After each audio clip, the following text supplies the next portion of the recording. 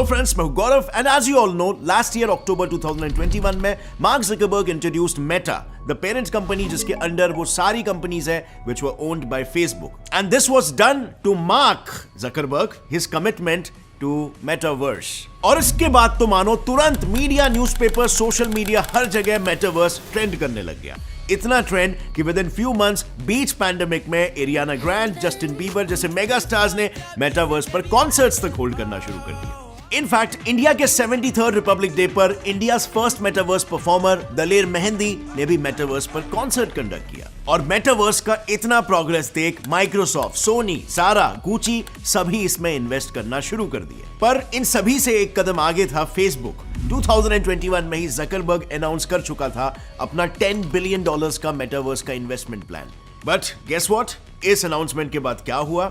US stock market में वो हुआ जो कभी नहीं हुआ था. फेसबुक क्रैश्ड मैसिवली, इतना मैसिवली कि हमने इस पर एक अलग से वीडियो भी बनाया. In one day it lost $232 billion. Well, ये इतना बड़ा आंकड़ा है कि मोस्ट ऑफ द लोगों के लिए तो ये सेंस भी नहीं बनेगा. तो आपको आइडिया देने के लिए मैं ये बता दूं कि अगर हम श्रीलंका, अफगानिस्तान और नेपाल और भूटान ये सब की जीडीपी को मिला लेना तो भी $232 बिलियन नहीं होगा. ये चार देश एक साल में इतना नहीं कमाते जितने का लॉस हुआ. एंड टू बी ऑनेस्ट, अगर आप इलॉन मस्क को फॉलो करते हो तो इलॉन मस्क तो ये कब से कह रहे थे कि मेटावर्स में कोई फ्यूचर नहीं है. Maybe it was a warning जिस पर जकरबर्ग ने ध्यान नहीं दिया. And in no time his plan backfired. लेकिन आखिर क्यों? मतलब कॉमन सेंस तो ये कहता है कि फ्यूचर टेक्नोलॉजी में इन्वेस्ट करना आपको गुड रिटर्न्स दिलाएगा, राइट? और फेसबुक के पास तो इसका पूरा डिटेल प्लान था. ऐसा नहीं था कि सिर्फ ख्याली पुलाव पकाया जा रहा है. वेल, वो प्लान क्या था, चलिए उसे भी समझ लेते हैं. सो स्टोरी स्टार्ट होती है ऑल द वे बैक 2021 में, जब जकरबर्ग ने अपने मेटावर्स का प्लान अनाउंस किया था.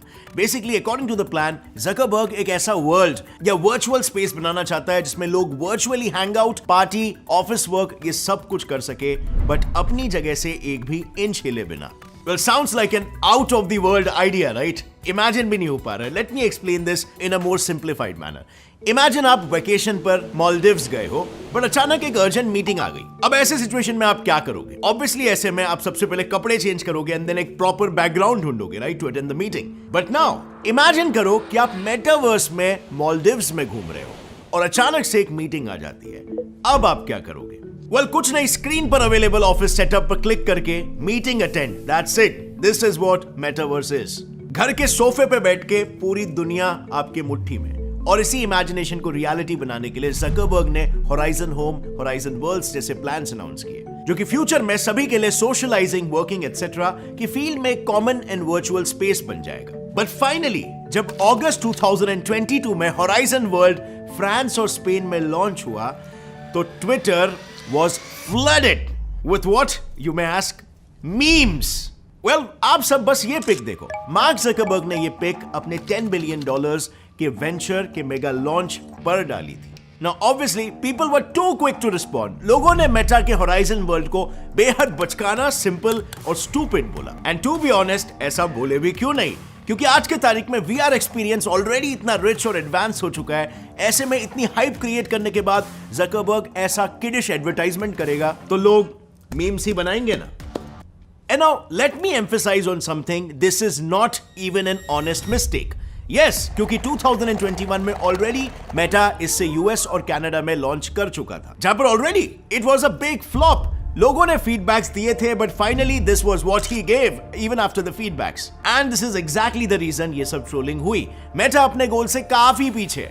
अब फ्रेंड्स, क्या ये पॉसिबल भी हो सकता है इन द फ्यूचर? आपको क्या लगता है? How much time Meta will take to reach its initial 5 lakh monthly active users goal? क्या आपके ओपिनियन में जकरबर्ग मेटावर्स की $10 बिलियन की इन्वेस्टमेंट को जस्टिफाई कर पाएगा? बट वेट ओवर हियर, अगर आपके पास एक ओपिनियन है तो उसे ऐसे ही वेस्ट मत होने दो. एक ऐसा प्लेटफॉर्म भी है जहां पर आप अपने ओपिनियंस के बेसिस पर पैसे अर्न कर सकते हो. अब अपने इन्फॉर्म नॉलेज और अपने ओपिनियंस को आप एक ऐसे प्लेटफॉर्म पर रख सकते हो जहां पर आपको उसके लिए रिवॉर्ड्स मिलेंगे. Yes, I'm talking about Probo app. फंडा काफी सिंपल है. आपको बस अपना ओपिनियन देना है, जैसे कि ये क्वेश्चन कि क्या इंडिया पाकिस्तान के खिलाफ T20 मैच जीत पाएगा. इसका जवाब सिर्फ आपको हाँ या ना में देना है और अगर आपका जवाब सही निकलता है तो आप पैसे अर्न कर सकते हो। प्रोबो को 70 लाख से भी ज्यादा लोग यूज करते हैं और रोज अपने ओपिनियंस का सही इस्तेमाल करके यहाँ पे पैसे कमा रहे हैं। एक बिल्कुल ही ट्रस्टेड ऐप है जिसमें पैसे डिपॉजिट करना और जीते हुए पैसे को विड्रॉ करना बिल्कुल आसान है वाया गूगल पे, पेटीएम और card. And whatever your interest are, जैसे क्रिकेट, फाइनेंस, यूट्यूब, यहाँ तक कि मूवीज, हर तरीके के सवाल यहाँ पर पूछे जाएंगे और आपके चॉइस का टॉपिक होगा तो वहां पर आपका नॉलेज भी बढ़ेगा। सो अभी जाओ, डिस्क्रिप्शन में दिया गया है लिंक, इसे डाउनलोड करो और ₹25 पाओ to get started with. And now let's get back to the topic. जैसे मैं कह रहा था कि मेटा अपने इनिशियल गोल के भी हाफ को भी अचीव नहीं कर पाया। वॉल स्ट्रीट जर्नल के हिसाब से मेटा का इनिशियल गोल था 5 लाख मंथली एक्टिव यूजर्स साल के एंड तक एंगेज करा, जो रिवाइज करने के बाद हाफ करा दिया गया, लेकिन वो भी अनअचीव्ड ही रहा। नाउ कमिंग टू दिस मुद्दा, इन सब चीजों की वजह से दूसरे सीईओज का इस पर क्या कहना है? Well, talking about specifically Elon Musk, तो आप खुद ही सुन लो उनका क्या कहना है। You know, when I grew up, it was like, don't sit too close to TV, it's going to ruin your eyesight. Right. And now we got like TV is like literally right here. I'm like, what?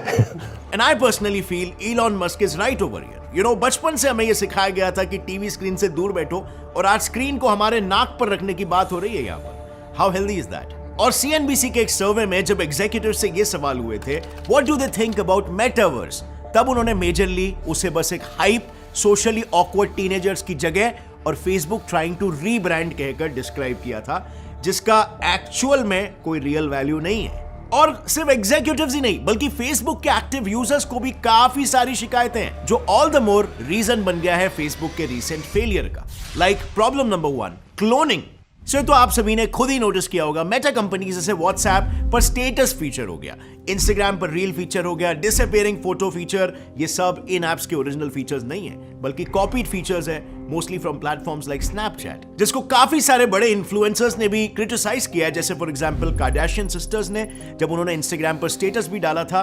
But हद तो तब पार हुई जब Chinese app TikTok की success को देखकर Facebook ने भी बस 2 साल के अंदर अपना एक वर्जन निकाला कॉल्ड लैसो। और फेसबुक का ये Lasso app was actually a carbon copy of TikTok. But Lasso इतना बड़ा फेलियर साबित हुआ कि फाइनली 2020 में फेसबुक को लैसो को हमेशा के लिए बंद करना पड़ गया, व्हाइल साइमल्टेनियसली टिकटॉक की ग्रोथ एक्सपोनेंशियली बढ़ती जा रही थी। तो देखो, अगर हम कंटेंट कंजम्पशन की बात करते हैं तो TikTok users on an average 95 minutes per day on app spend करते हैं as compared to only 34 minutes spent on Facebook. और इसीलिए टिकटॉक की ग्रोथ ईयर ऑन ईयर 142% से बढ़ रही है, while Facebook is at 37% yearly growth. और ये चीज हमें लेकर जाती है प्रॉब्लम नंबर 2 की तरफ, which is greed for market capitalization। सो एक रीसेंट आर्टिकल में छपे कुछ स्टैट्स ने हमें यह सोचने पर मजबूर कर दिया कि क्या फेसबुक, जो दुनिया का सबसे बड़ा ऑनलाइन प्लेटफॉर्म है, वो सिंपली प्रॉफिट अर्निंग के लिए ये सब कर रहा है या वो असल में कंजूस भी है। मतलब लोगों से तो बहुत कुछ लिया जा रहा है लेकिन बदले में शायद उतना दिया नहीं जा रहा है। Now as you guys know, online platforms अपना major chunk of revenue advertisement से कमाते हैं। So basically for example YouTube पर जो एड्स आते हैं, यूट्यूब उससे पैसे कमाता है और फिर वो पैसे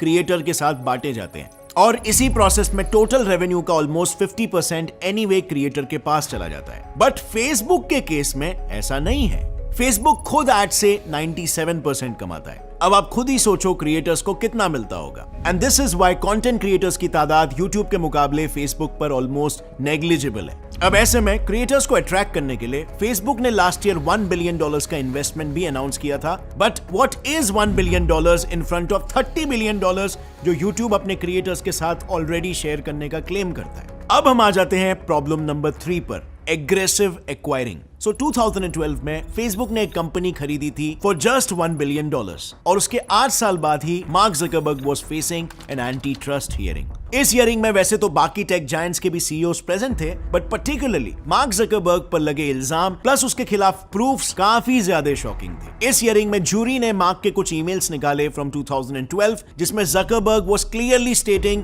कि वो इंस्टाग्राम को इसीलिए खरीदने की सोच रहा है क्योंकि फ्यूचर में इंस्टाग्राम उसके लिए थ्रेट बन सकता है।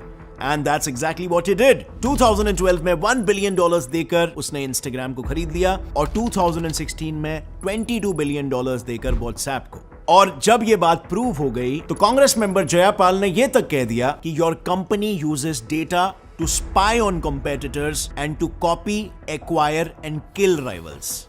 In my opinion, in monopoly power, because your company harvests and monetizes our data, and then your company uses that data to spy on competitors and to copy, acquire, and kill rivals. Now moving on to problem number 4, privacy threats. चलो इस point को एक interesting fact से शुरू करते हैं. According to reports, Facebook का facial recognition system 98% of the time सही होता है कंपेयर टू FBI जिसकी एक्यूरेसी सिर्फ 85% है. और रीजन है Facebook पर अवेलेबल पूल ऑफ डेटा. और इस डेटा का मिसयूज FB कैसे करता है? चलो उसका एक सबसे बड़ा कंट्रोवर्शियल केस स्टडी बताते हैं. Case 2018 Cambridge Analytica, social media की हिस्ट्री का सबसे बड़ा प्राइवेसी स्कैम.